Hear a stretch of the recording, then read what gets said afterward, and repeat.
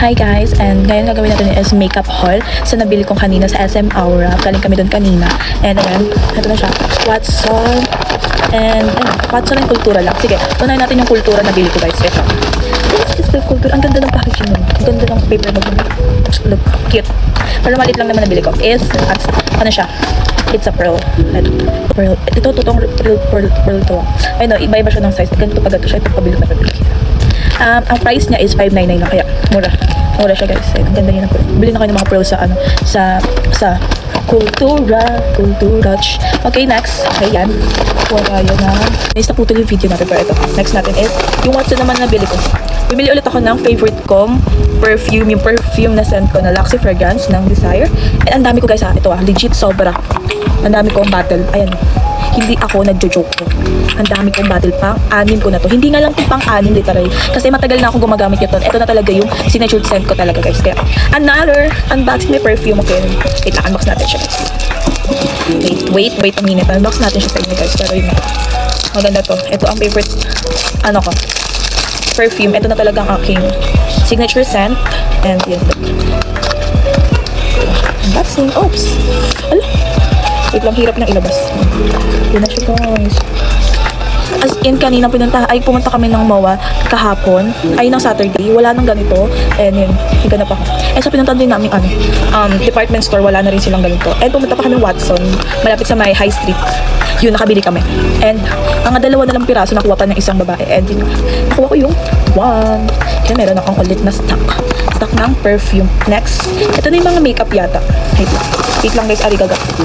Ito na yung Dazzle Me na sunscreen na cooling sunscreen gel. Ayan.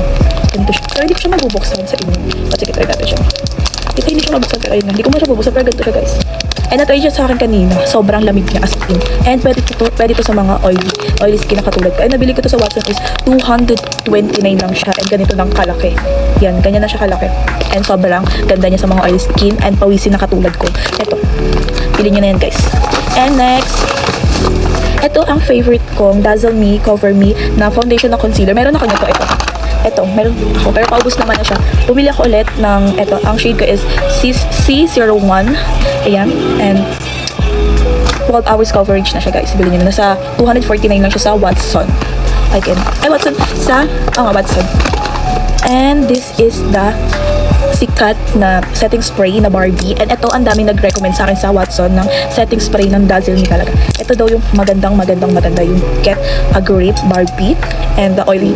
Kasi nga oily nga akong person and pawisin akong tao. Ito yung binigay sa akin ng Dazzle Me. And nasa 299 lang siya guys. Sa Watson yan. Lahat na ng pinamili ko, lalagay ko pa rin naman dyan sa yellow basket. Pero nabibili ko naman na to yung ito. Pero yung iba, hindi ko pa nabibili. Pero nandiyan sa yellow basket, lalagay ko pa rin yan kung gusto mo. Pero ganito lang siya kalaki. Mga isang tangkal ko. And pero ginamit ko siya kanina. Ginamit ko yung ng friend ko. And bumili lang ako ng gel kasi need sa syempre tourism tayo, need ko ng gel na strong talaga ng gel para pang ng aking buhok. And next, the curl line na glow glitter. Ito yung mayroon ng contour, blush on, and highlighter. Nasa 299 lang siya. Nabili ko sa may Watson. Wait lang, open lang natin siya. Done. Ganito siya. Contour, blush on, highlighter. Bumili na ako ng isang, niya na talaga, like, tatluhan na talaga siya. Kasi parang, tipid na rin, diba? And the primer, na recommend sa akin ng sales lady and friend ko. Kasi oily nga ako and pawisin akong tao. Ayan, na Dazzle Me. And 249 lang siya nabili ko. Yan. Ayan, ganito pa ito. Ito ang curl line color, color correcting powder. Ito yung kulay niya is green. Nasa 345 to.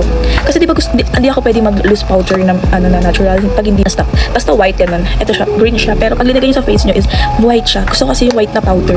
And kasi pag hindi white yung powder ko, nag-orange siya sa face ko. Na-acidic nga kasi ako. Kaya, maganda to guys na. 345 lang.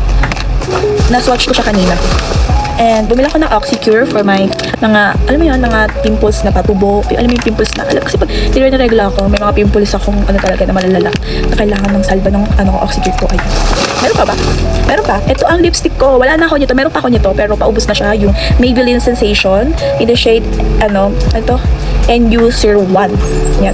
And ito na lang rin talaga. And sabi sa akin ng sales ladies, baka mapipace out na rin ito. Kasi matagal na kasi itong lipstick. Pero I love this one. Nakulay niya na pagka-maroon niya and pagka-matte niya. Kaya ayan. Bumili rin ako.